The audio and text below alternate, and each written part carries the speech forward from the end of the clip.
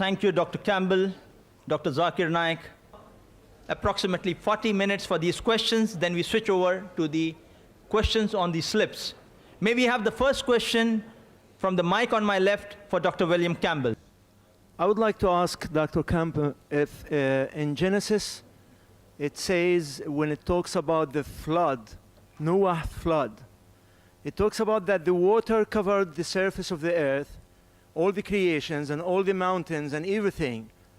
And it says that it covers the highest mountain on earth. And that was 15 cubits, which is in Arabic 15 foot, qadam. So we know scientifically that the highest mountain on earth is not 15 foot. It is a lot higher than that. So how come in Genesis it says that the water covered everything, every single mountain on earth, and the highest was 15 feet?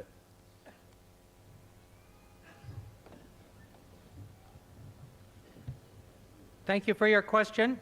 I think it's saying that that is above the highest mountain. If the highest mountain is 3,000 meters, well, then it's 15 feet or 15 foot above it. However, Brother, we'll not allow any questions in between. No counter questions, please. Let the questioner put his question, full stop. Then the speaker gives his answer in whatever manner he chooses. Thank you. And I looked into this in the Quran. I think it actually would be understood to be the same way, because it says in Surah 11, verse 40, the fountains of the earth gushed forth, and the waves like mountains. And then it says that in the places where it gives a list of prophets, there's no prophet before Noah. I know Adam can be a prophet, but so Noah is listed. And I think that it says in the Quran, too, that the whole world was covered. Yes, brother. The question for Dr. Zakir Naik. Dr. Zakir, you said that there isn't any mistake in Quran. Excuse me. The second question would come from the mic on my right for Dr. Zakir. Okay, you said that Allah reflects light, and He's made a nur. I didn't really understand that. The brother posed the question. He didn't understand my explanation to the counter-argument of Dr. William Campbell regarding nur and Allah. The Quran says in Surah Nur, chapter 24, verse number 35, that Allah is nur samawati wal ard, is the light of the heavens and the earth. He is a light. The meaning of light in the Quran, it is reflected light or borrowed light. So he's asking, does it mean that even Allah has got borrowed light?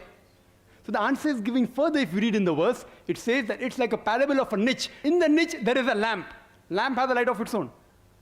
That means Allah has light of its own, as well as that light of its own is also being reflected. The light of Allah subhanahu wa ta'ala is again being reflected by Allah subhanahu wa ta'ala himself. Like a halogen lamp that you see here. It has a tube in between. The lamp, you can refer to that as a siraj or a wahaj or a diya. And the reflector as munir or nur, borrowed light or reflection of light. And furthermore, but natural, this light actually doesn't refer to the physical light you're talking about. It is the spiritual light of Allah subhanahu wa ta'ala. But as an answer I've given to Dr. William Campbell, and since I've got 5 minutes, I would like to utilize it. Dr. William Campbell gave a reply to Nuh alayhi salam. I'm a person who's a concordance approach with the Bible and conflict approach with the Quran, because both ways, alhamdulillah, Quran will pass the test. And even if I agree with Dr. William Campbell, and I agree with him, it is right, that it was 15 feet above the highest mountain. But it's mentioned in Genesis, chapter number 7, verse number 19 and 20, that the full world was submerged underwater. And furthermore, archaeological evidence shows today, and the time of Noah's time, if you calculate by genealogy, it comes to in the 21st to 22nd century BC. Archaeological evidence shows today that the 3rd dynasty of Babylon and 11th dynasty of Egypt were present at the 21st and 22nd century BC, and there was no evidence of flood. and they remain uninterrupted. Therefore, archaeological evidence shows us that it's impossible that the earth was submerged, the full earth was submerged under water in the 21st, 22nd century BC. What about the Quran? What about the Quran? Point number one, Quran does not give a date, whether 21st century BC or 50th century BC, no date. Point number two, nowhere does the Quran say the full world was submerged under water. It speaks about Noah alayhi salam and his qawm and his people. A small group of people or maybe a large group of people. Archaeological evidences tell today, and the archaeologists they say that we have no objection. It's possible that parts of the world was submerged under water, but full world, it's not possible. So alhamdulillah, the Quran is matching with the latest discovery in archaeology, but the Bible does not. Furthermore, if you read Genesis chapter number 6, verse number 15-16, it speaks about Almighty God telling Noah alayhi salam that build an ark, and it gives the length 300 cubit in length, 50 cubit in breadth, and height 30 cubit. Cubit is 1.5 feet. The brother made a mistake. It's 1.5 feet. And in New International Version it says 450 feet in length and 75 feet in breadth and approximately 45 feet in height. It's 30 cubit in height. If you measure this, I've done the calculation, it comes to less than 150,000 cubic feet in volume. And area-wise, 33,750. And the Bible says there were 3 floors. Ground floor, first story, second story. So multiply by 3, you get an answer of 101,250 square feet.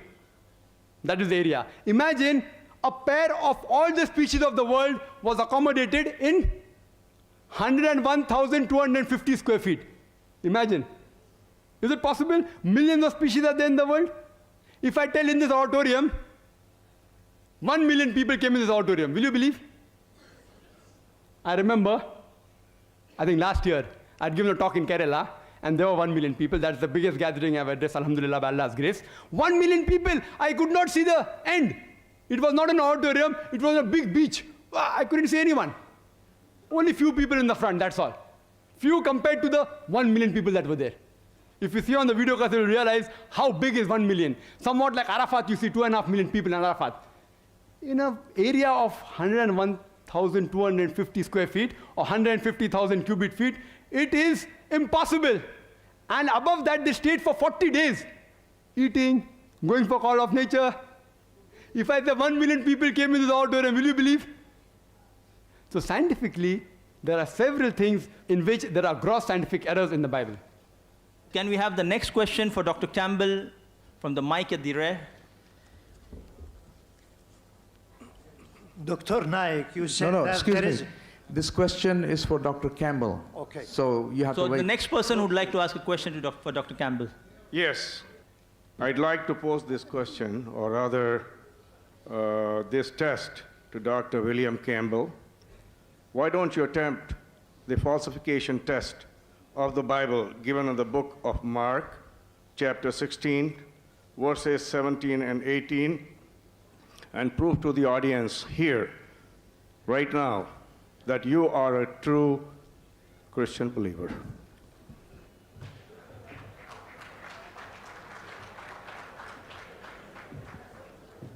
Well, I don't agree with Dr. Naik's interpretation. Jesus himself was tempted, and the devil said, well, if you're the Son of God, throw yourself off the temple. And Jesus said, you will not tempt the Lord your God. And so if I was to stay and say, oh yes, I'm going to be sure and do a miracle in front of you, I would be tempting God. My friend, Harry Radcliffe, he had promised to go. And so he decided to keep his promise and trust God to do his will. It's a different situation. I will not tempt God. Okay, thank you. Question for Dr. Naik. Maybe have the question in the rear from the sister. She's for Dr. Naik. Oh, Campbell. At the back. Do you have a question for Dr. Naik in the back, ladies? Yes. Okay. Go ahead.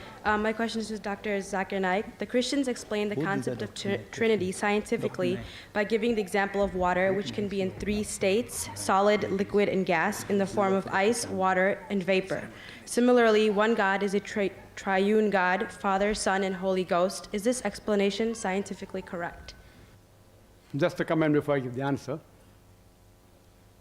We should not tempt God, we should not test God, but here we aren't testing God, we are testing the human being.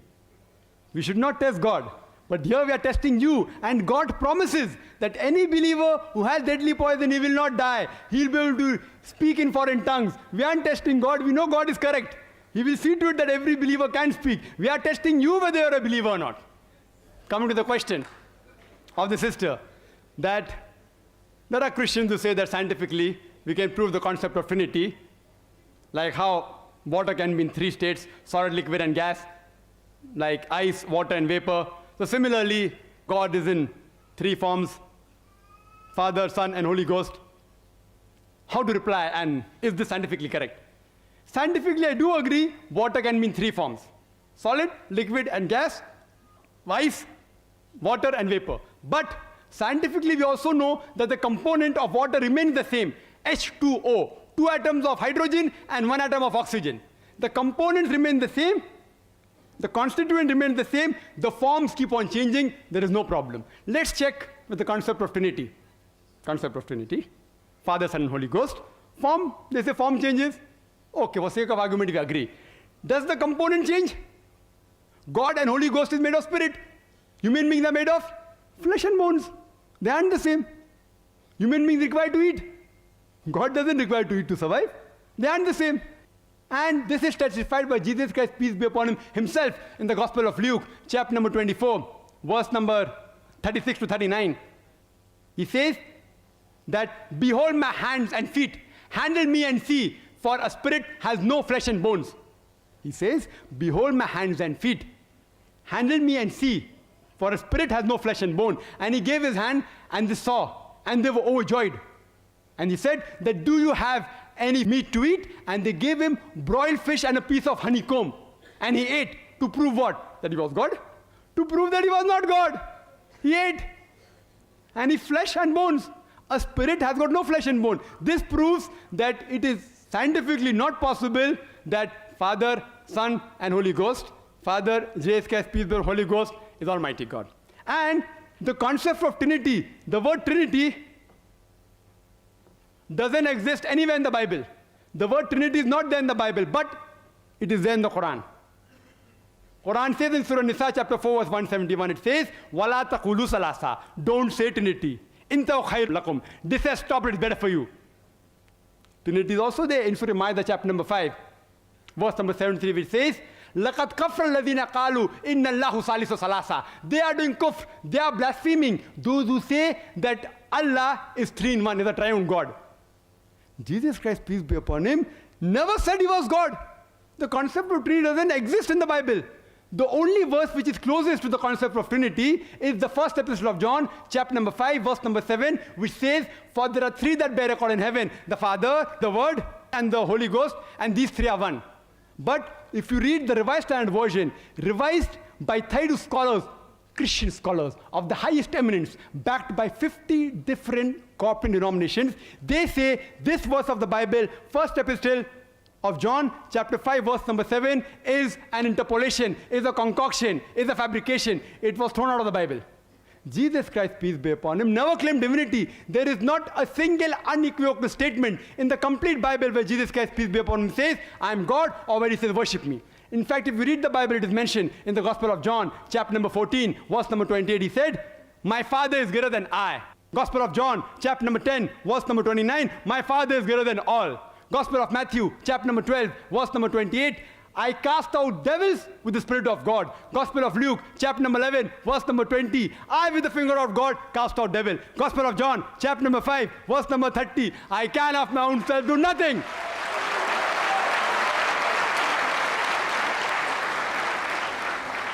I can of my own self do nothing. As I hear, I judge. And my judgment is just. For I seek not my will, but the will of my Father. Anyone who says not my will, but God's will, he's a Muslim. Muslim means a person who submits his will to Almighty God. Jesus Christ, peace be upon him, said, not my will, but God's will. He was a Muslim, and he was, alhamdulillah, one of the mightiest messengers of God. We believe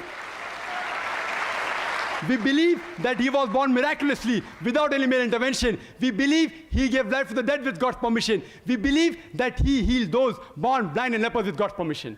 We respect Jesus Christ, peace be upon him, as one of the mightiest messengers of God, but he is not God and he is not a part of the Trinity. Trinity doesn't exist. Quran says, Qul huwallahu ahad, say he is Allah one and only.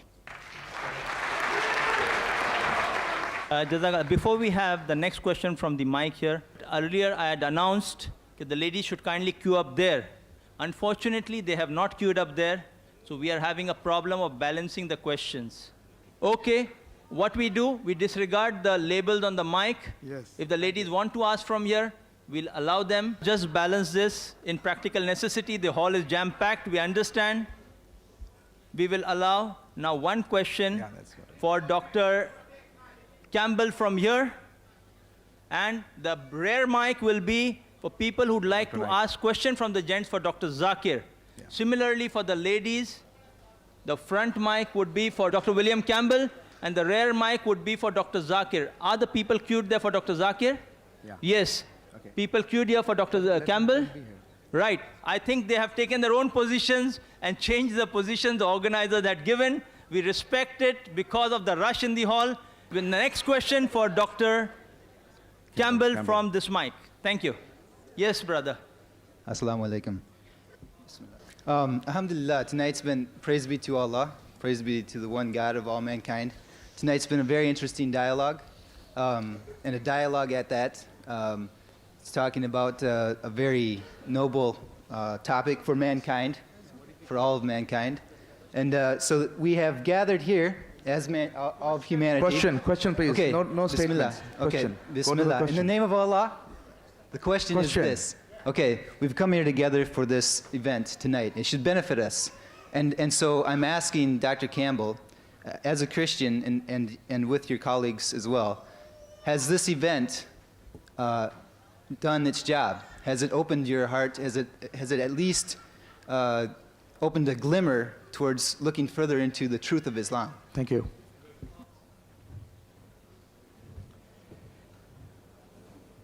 Well, I think I'll use the last question to answer yours.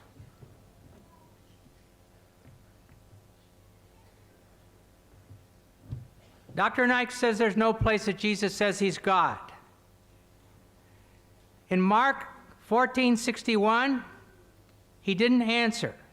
And again, the high priest was questioning him and saying to him, "Are you the Christ, the Son of the Blessed One?"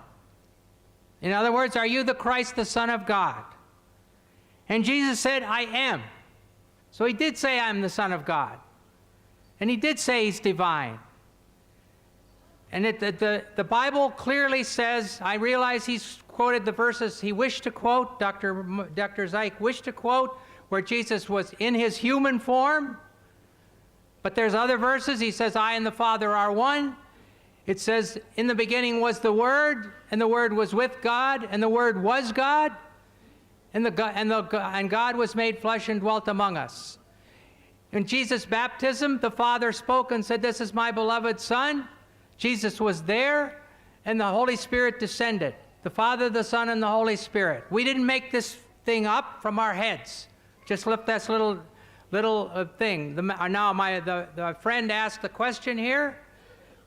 We've learned many things, and I'm always willing to learn, but I still think that the 500 witnesses that saw Jesus after he rose from the dead have more power with me than Mohammed coming 600 years later as one witness. Thank you.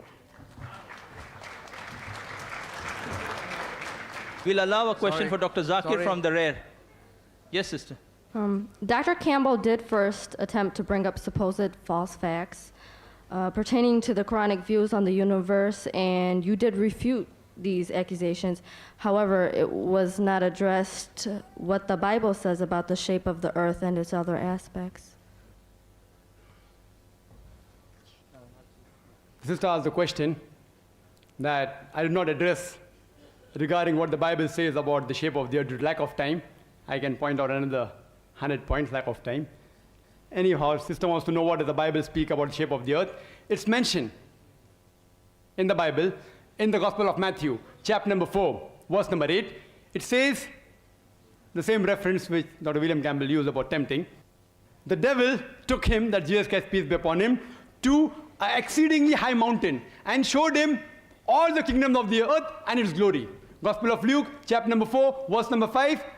The devil took him to a high mountain and showed him the glory of all the kingdoms of the world.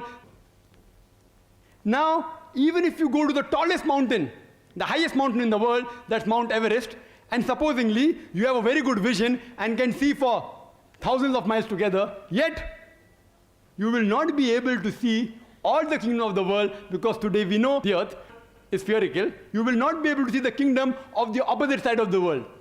The only way you will be able to see if the earth was flat. That's the description what the Bible gives. The earth is flat. Furthermore, the same description is repeated in the book of Daniel, chapter number 4, verse number 10 and 11. It says in the dream that the tree grew up into the heaven, and there when the tree grew up into the heaven, it grew up so much that everyone from all the ends of the earth, they could see the tree. This is only possible if the shape of the earth was flat. If a tree is very long and the shape of the earth was flat, it's possible. Today, it's a universal fact that the world is spherical. You will never be able to see the tree, however much long it is, from the opposite side of the spherical shape of the earth. Furthermore, if you read, it's mentioned in the First Chronicles, chapter number 16, verse number 30, that the earth does not move. The same is repeated in the book of Psalms, chapter number 93, verse number 1, that Almighty God, He has stabilized the earth. That means the earth does not move. And in the New International Version, it says that God has established and stopped the movement of the earth as though 1 minute. the earth is 1 minute left or 1 minute? 1 minute left. I thought you asked me to wait for 1 minute. Regarding Dr. William Campbell, he said that Jesus Christ, peace be upon him, said in the Bible in several places that He was God. You can refer to my video cassette, Concept of God in Major Religion, which gives all the references and the answers. I'll only give you the references of what he quoted. And my father of one is from John, chapter number 10, verse number 30. And in the beginning was the word, is from John, chapter number 1, verse number 1. You go to the context and you'll come to know Jesus Christ, peace be upon him, never claimed divinity. You can take my cassette, which is available in the foyer outside, Concept of God in Major Religion, and similarities between Islam and Christianity, which give the details that Jesus Christ, peace be upon him, never claimed divinity. Time. Thank you. The next question from Dr. the Campbell. lady in the front for Dr. William. You mentioned the test where a true believer can drink poison and survive because of their faith. What about Rasputin, who was poisoned with enough cyanide to kill 16 people, and when that didn't kill him, he died of blood loss? He was not a good Christian. He had orgies. How do you explain this? Where only a good Christian can drink this poison and live. How do you explain that? Well, I don't feel I have to explain it. I mean, if Rasputin wasn't a Christian, well, what happened to him has no basis for what happened in the Bible. I said before, God didn't intend for us to line up here and start taking poison and see whether He's the true God. Oh, sorry. We are not to test God. That was given that that said that these things will happen. An example would be Paul. He went to, when he was in shipwrecked, and I think it's Crete, but I have the wrong place in my mind, and he landed, and so he was throwing wood in the fire, and a snake bit him. Nothing happened to him. But he wasn't trying to test God, he was trying to throw wood on the fire. It's a different situation. No comment, please. Thank you. The next question from the rear for Dr. Zakir. Excuse me. Yes, brother. Excuse me, sir. Sorry, carry on. I'd just like to say about the circle of the earth. In Isaiah 40:22, it says, He, God, sits enthroned above the circle of the earth. Thank you. In the back for Dr. Yes, Naik. brother. For Dr. Zakir. Dr. Zakir, you said there isn't any mistake in Quran. I see more than 20 mistakes in Arabic grammar, and I will tell you some of them. إن الذين آمنوا والذين هادوا والصابئون. He said in Baqarah and Hajj, إن الذين آمنوا والذين هادوا والصابئين. Which is right? الصابئون or الصابئين? Number one. Number two, Brother, he said, one question at a time, yeah, please. but at the same thing, he said in Surah Taha 63, Inna hadhani lasahiran. Mistake. Inna hadhani lasahiran. Can you explain that? And there is more than that mistakes. Brother will allow you only the first part of the question. The second part will not allow because we have stated we'll allow one question at a time so others get a chance too. Okay. The brother has asked a very good question. I would like to be more concordant and agreeing. He has mentioned all 20 grammatical points. And the book is referring to Abdul Fadi. Abdul Fadi, correct? Is the Quran infallible? I can see some things. Yeah. Alhamdulillah, my side is good.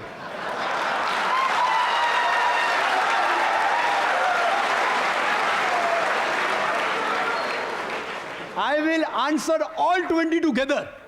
Because I've read the book. I'll answer all 20, inshallah. Inshallah. Point number one, brother. Point number one. Point number one to be noted that all Arabic grammar is taken from the Quran. Quran was the highest Arabic book, a book which has the maximum level of highest literature. All the Arabic grammar has been derived from the Quran. Quran is the textbook of grammar. Since Quran is the textbook of grammar and all the grammar is derived from the Quran can never have a mistake. Point number one. Point number two. Point number two. Point number two. It is like, taking a ruler and the ruler is there, has a measurement, and you're saying the measurement is wrong. It sounds illogical. Point number two. In the different tribes of Arabia, and Arabic, and Dr. William Campbell also will agree with me, in different Arabic tribes, the grammar keeps on changing. In some Arabic tribe, the word is feminine, the same word is even masculine in the other tribes of Arabia. In different tribes, the grammar keeps on changing. Even the gender keeps on changing. So will you check Quran with that faulty grammar? No. And furthermore, the eloquence of Quran is so high. It's so high, it is far superior. And there are various books on the internet. You go 12 grammatical mistake, 21 grammatical mistake, Abdul Fadi 20 grammatical mistake.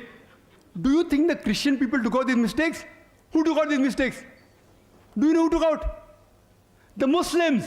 The Muslim scholars like Zamakhshari, what they did, that the Quran grammar is so high that it goes against the conventional use of the Arabic. The Quran grammar is so high, to prove the Quranic grammar was high, they gave examples. And I'll give you a couple of examples which will answer all his 20 questions. They give the example, like we read in the Quran, it says that the people of Lut, alayhi salam, they rejected all the messengers. They rejected the messenger that's mentioned. Dr. William Campbell said, the people of Noah, they rejected the messengers. We know from history that there was only one messenger sent to them. So it has a grammatical mistake. Quran should have said, the people rejected the messenger, not messengers. I agree with you. With layman grammar like how you and I know, it may be a mistake. But if you read the books written by Arabs, what is the beauty of the Quran? The beauty of the Quran is, why does the Quran refer messengers instead of messenger? You know why? Because we know that the basic message of all the messengers was same, that there is one God, about Tawheed, about Allah subhanahu wa ta'ala. By mentioning the people of Lut alayhi salam, the people of Noah rejected the messenger, it says by rejecting Lut alayhi salam, they are indirectly rejecting all the messengers.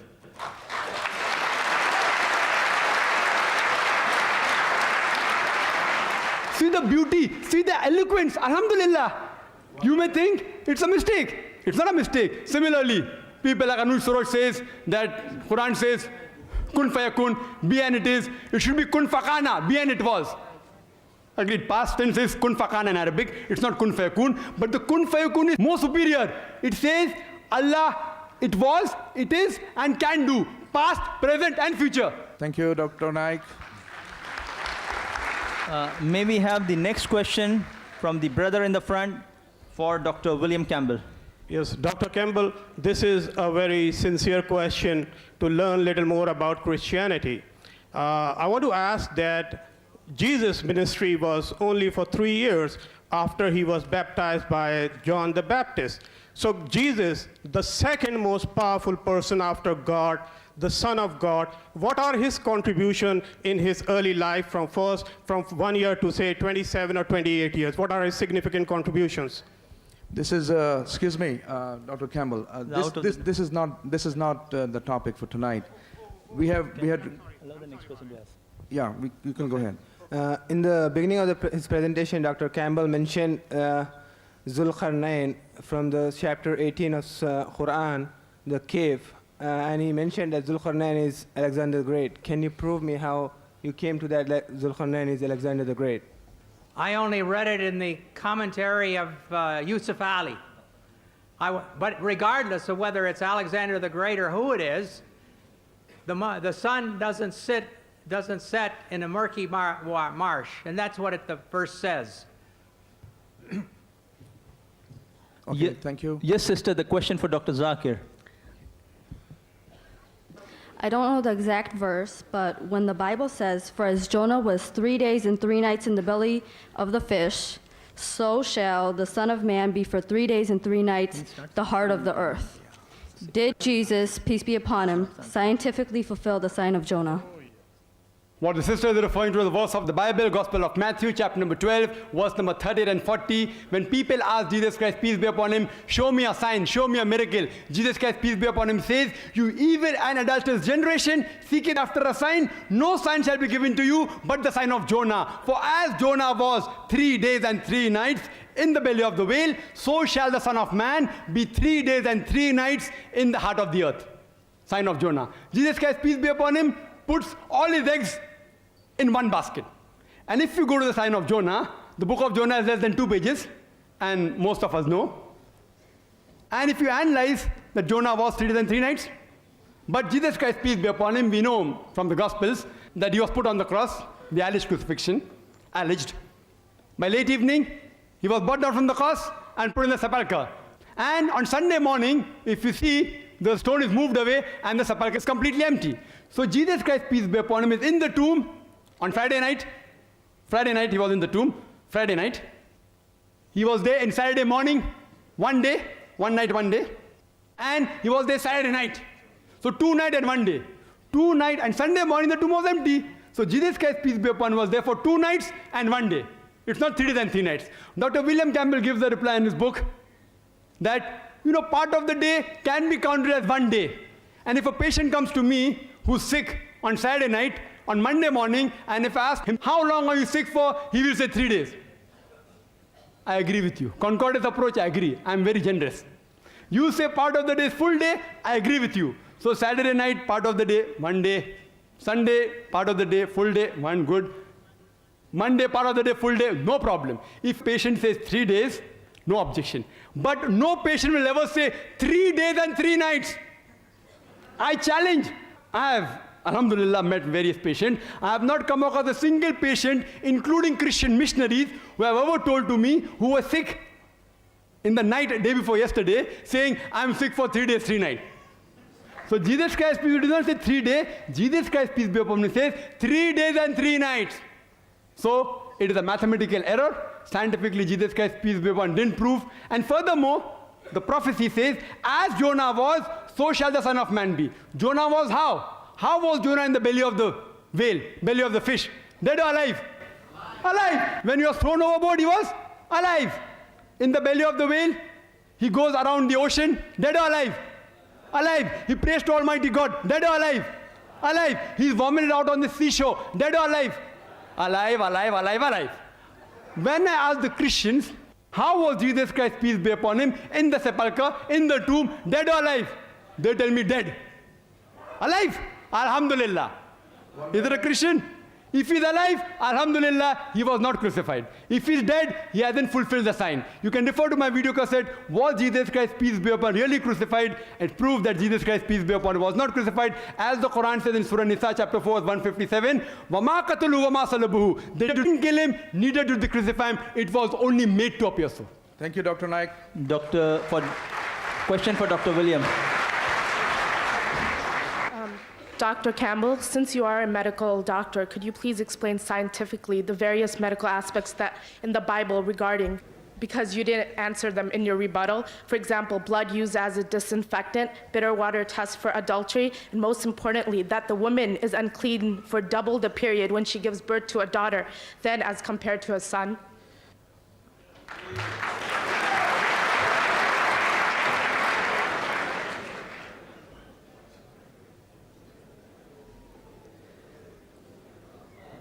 Thank you for the question, and I'll get to it. But Dr. Naik keeps getting the questions that should become to the Christian. It says that on the next day, when it was one after the preparation, the chief priests and the Pharisees gathered together with Pilate and said, "Sir, we remember that when he was still alive, that deceiver said, 'After 3 days I'm to rise again.' Therefore, give orders for the grave to be made secure until the 3rd day." So they're using these words interchangeably. As far as I'm concerned, all of these words, the 3rd day, after the 3rd day, equal what happened with Jesus in the grave. The other thing is, and then there's resurrection. There is one other thing. When Jesus was arrested on Thursday night, please be quiet. This is not going to work like this. Please be patient. Thursday after when he was arrested, he said, my hour has come. And so I count that that's 3 days and 3 nights. Now you've asked me about these places in the Bible. I believe the Bible was written by God, and I believe that God put them in there. So it's not up to me to explain what God said, but I believe that God put those things in his Bible. Give them 3 questions to keep thinking. Yes. And now we will have the last question on the mic from the brothers at the back for Dr. Zakir. Then we start the questions on index cards. That's the last question as per our time limitations, please. Okay. For Dr. Zakir. Assalamu alaikum. My name is Aslam Rauf, and I'm a student studying biology right now. And my teacher is teaching me evolution now. And I was wondering about the Islamic answer to evolution right now, if you could explain briefly what Islam says on the topic of evolution and creationism. The brother asked a question. Just since Dr. William Campbell is taking the liberty to answer, even I'll take the liberty. Nowhere in the Quran is the name of Alexander mentioned. It says Zulkarnain, not Alexander. If some commentator has made a mistake, it's a mistake in the commentary. The men have made the mistake, not the word of God. Regarding the Bible saying that the world in Isaiah is a circle, no problem. It says circle, not spherical. So one place Bible says flat, one place it says circle. If you agree with both the verses, it becomes like a disc. See? Does it look like the earth? It is circle and it is flat. This is not the earth. Regarding biology in the Quran and regarding evolution, 2 questions the brother asked. I don't know whether I can answer both or not. I don't mind. Which one? First one or second one? Biology or evolution? Evolution will be good. Evolution will be good. Are you choosing or he's choosing? Because he had the question for evolution, I think it'll be good. 2 questions. Biology first, then evolution. If you give me 10 minutes, I'll answer both. No. Only in 5 minutes, whatever you can do. You have 3 minutes. Okay, fine. I agree with the chairperson, Mr. Samuel Noman. I'll answer on evolution. The exact answer you can refer to my video cassette, Quran and Modern Science. Regarding when you talk about evolution, you start thinking about Darwin's theory. And Darwin went on a ship, HMS Bugle, to an island by the name of Calotropis, and he saw birds pecking at niches. Based on that observation that the beaks of the bird became long and short, he propounded the natural selection. But he wrote a letter to his friend Thomas Thompson in 19th century. He said that I do not have proof to propound my natural selection, but because it helps me in classification of embryology, of rudimentary organs, I have put forth this. Darwin's theory is not a fact at all. It is only a theory. And I made it very clear in the beginning of my talk. Quran can go against theories, because theories take U-turns, but Quran will not go against any established fact. And in a school, we are taught about Darwin's theory as though it's a fact. It's not a fact. There is no scientific proof at all. There are missing links. Therefore, if someone has to insult his friend, his colleague, he will say, if you were present at Darwin's time, Darwin's theory would have been proved right, insinuating he looks like an ape. There are missing links to Darwin's theory. And I know about the 4 fossils that are present, the hominoids, the Lucy, Australopithecus with its guide, the Homo erectus, Neanderthal man, Cro-Magnon. For details, refer to my video cassette. By molecular biology, according to Francis Crick, he said it is impossible that we can be evolved from apes by DNA coding. It's impossible. You can refer to my video cassette. It gives the detail. Some parts I've got no objection regarding biology. Quran says in Surah Anbiya chapter 21 verse number 30 that وَجَعَلْنَا مِنَ الْمَاءِ كُلَّ شَيْءٍ أَفَلَا يُؤْمِنُونَ. We have created every living thing from water. Will you not then believe? Today we know that every living creature, the basic substance, the cell, contains cytoplasm, which has about 90% water. Every living creature in the world has approximately 50 to 90% water.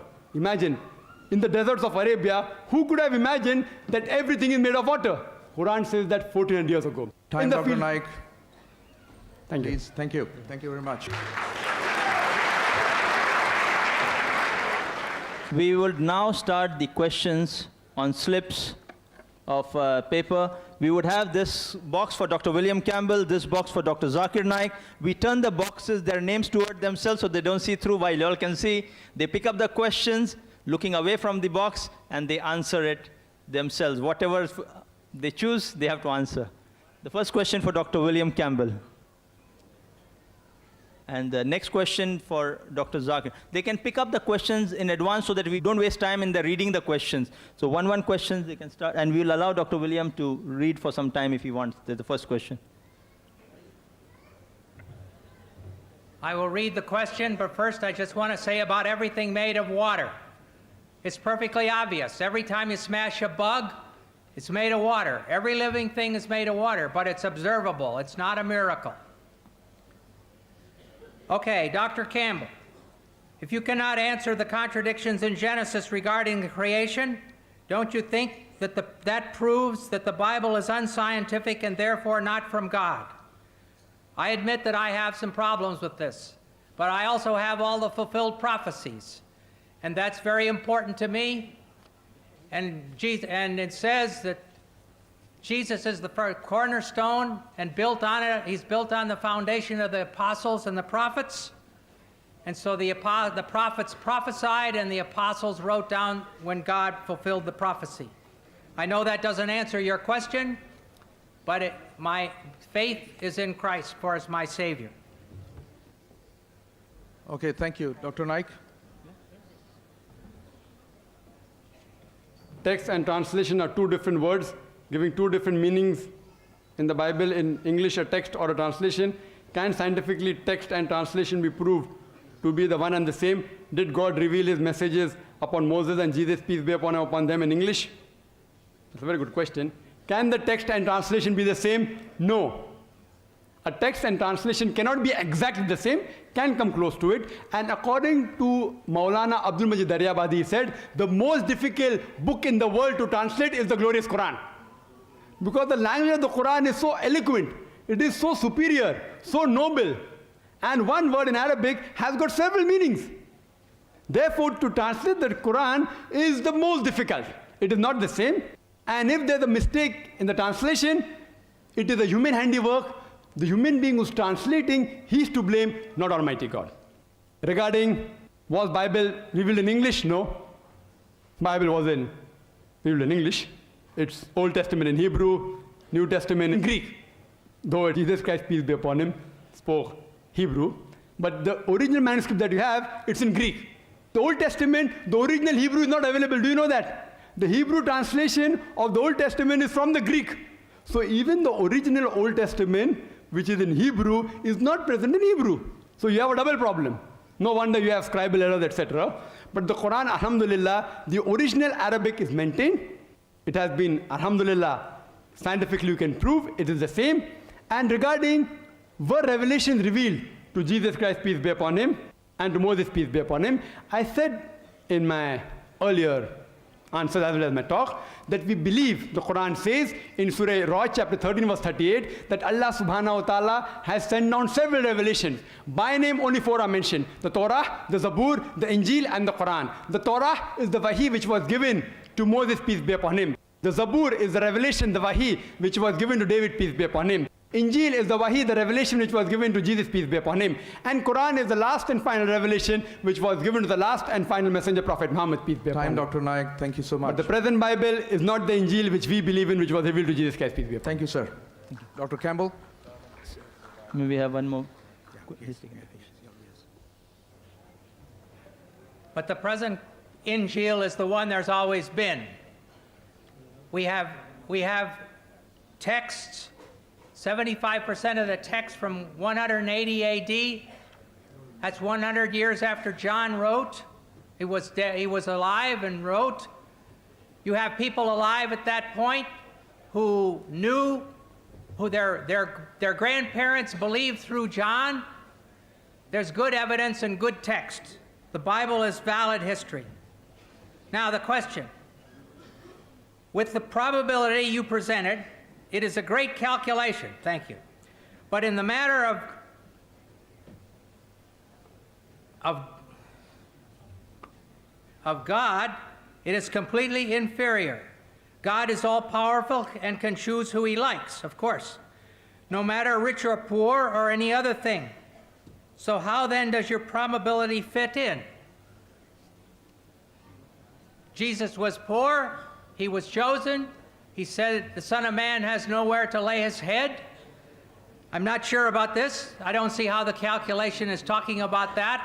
Calculation was how many people could fulfill all those prophecies.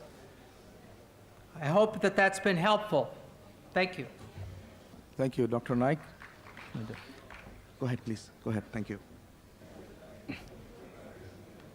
In an effort to prove, the Quran is so heavily agreeable to modern science. What happens if modern science is wrong?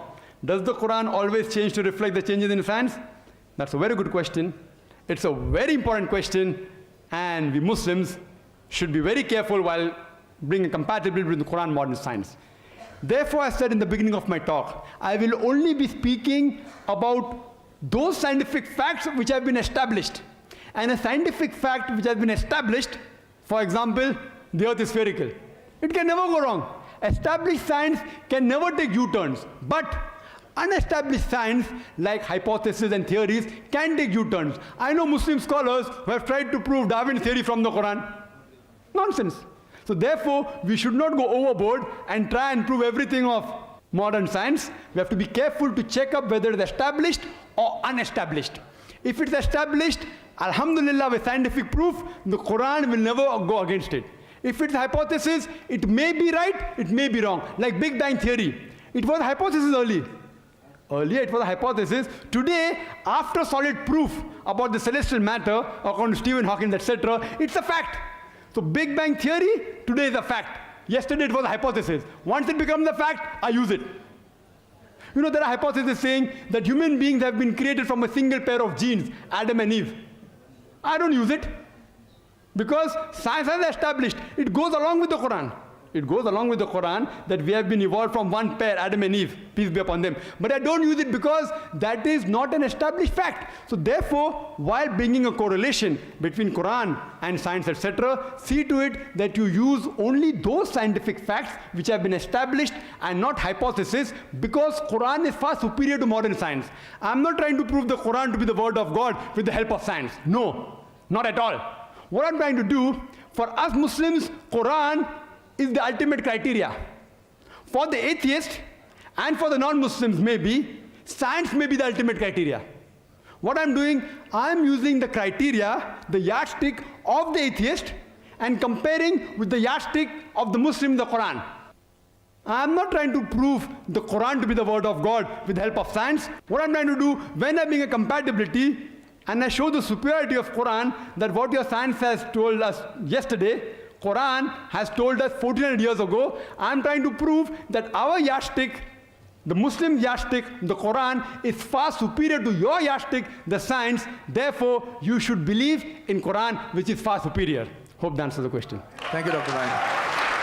Yes, Dr. Campbell. This is the last, excuse me. Last two questions for the speakers. We'd ask the audience to just bear for us for a few minutes more. We have the last question on the slip for Dr. Campbell, followed by one last question for Dr. Zakir, and we'll ask you to please wait till the end.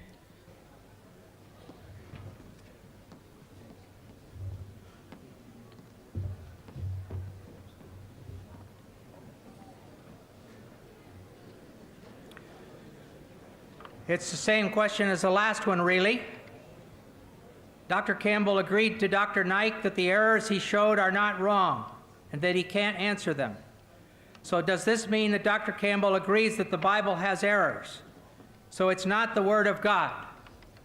There are things in the Bible that I can't explain, that I don't have an answer for now. And I'm willing to wait until I see whether an answer comes. There's many places where archaeological things have proved that the Bible is true, talking about towns and who was king and things like that. And I think there's great proof that the Bible is valid in good history. Thank you, Dr. Campbell. Just 1 minute. Okay. Sure. The question is, are there any more mathematical contradictions in the Bible? What is Bible or Islam? Sorry. Are there any more mathematical contradictions in Islam? Are there any more? Is it Bible or Islam? I don't know. I'll answer both. Because is there any more? It should be Bible, because I spoke about contradiction. Anyway, regarding Islam, the Quran says in Surah Nisa chapter 4, verse number 82, أَفَلَا تَدَبُّرُونَ الْقُرْآنَ وَلَوْ كَانَ مِنْ عِنْدِ غَيْرِ اللَّهِ لَوَجَدُوا فِيهِ اخْتِلَافًا كَثِيرًا. Do they not consider the Quran with care? Had it been from anyone besides Allah, there would have been many contradictions. There is not a single. Regarding more contradictions in the Bible, 5 minutes will be insufficient. Even if they give me 5 days, it's difficult. Anyway, I'll just mention a few. It's mentioned in the 2 Kings, chapter number 8, verse number 26. It says that Ahaziah, he was 22 years old when he began to reign. 2 Chronicles, chapter number 22, verse number 2 says that he was 42 years old when he began to reign. Was he 22 years old or was he 42 years old? Mathematical contradiction. Furthermore, in 2 Chronicles, chapter number 21, verse number 20, it says that Joram, the father of Ahaziah, he reigned at the age of 32 and he reigned for 8 years. And he died at the age of 40. Immediately Ahaziah became the next ruler at the age of 42. Father died at the age of 40. Immediately son takes over, who's at the age of 42. How can a son be 2 years older than the father? Believe me, even in Hollywood film, you will not be able to produce it.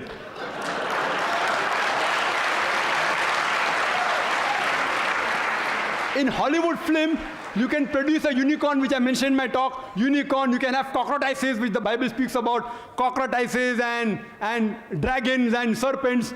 But in Hollywood, you cannot even show a son being 2 years older than the father. It cannot even be a miracle.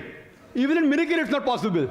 Impossible. In miracle, you can have a person being born of a virgin birth, but in miracle, you can't have a son being older than the father by 2 years.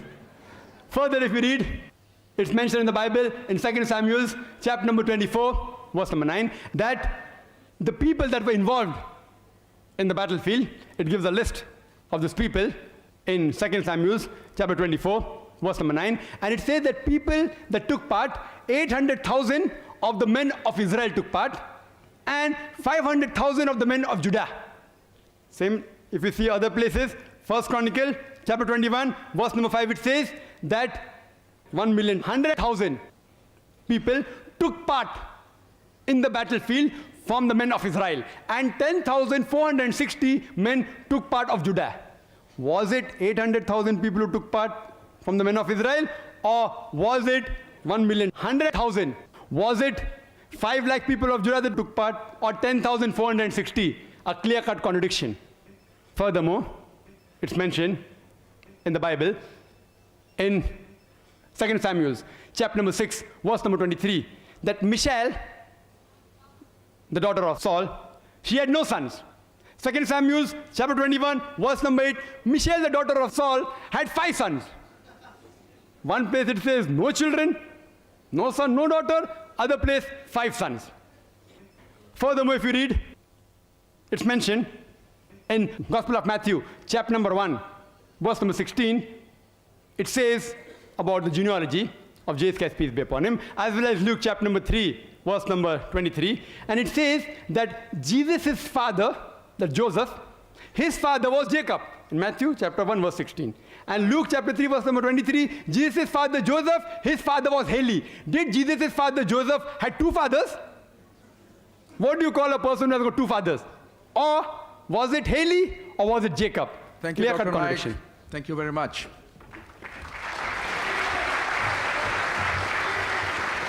Can we have you bear with us for 2 minutes? We have the renowned international Islamic scholar amongst us, Dr. Jamal Badawi, and on behalf of the Islamic Research Foundation, we feel it an honor if he would take the pleasure of inaugurating or releasing the book just written by Dr. Zakir Naik, The Quran and Modern Science, Compatible or Incompatible. Dr. Jamal Badawi to release the book, which has just recently been published and printed a few days back, is being released here in Chicago on this appropriate occasion. And I think there is no more fitting way as a gesture of friendship than to ask Dr. Zakir to give it to Dr. Campbell by himself.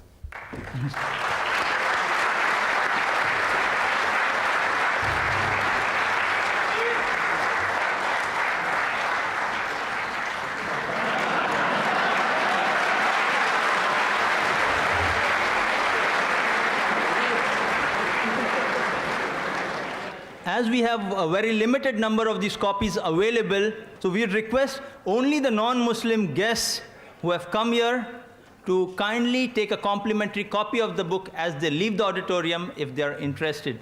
It would be a pleasure. May I call upon Dr. Sabil Ahmed to present the vote of thanks. Again, on behalf of Islamic Circle of North America, I would really thank all of you for your patience and all our distinguished guests over here for giving us a very good performance for all of us. Subhanak Allahumma wa bihamdik wa ashhadu an la ilaha illa anta wa nastaghfiruka wa natubu ilayhi. Assalamu alaikum wa rahmatullahi wa barakatuhu.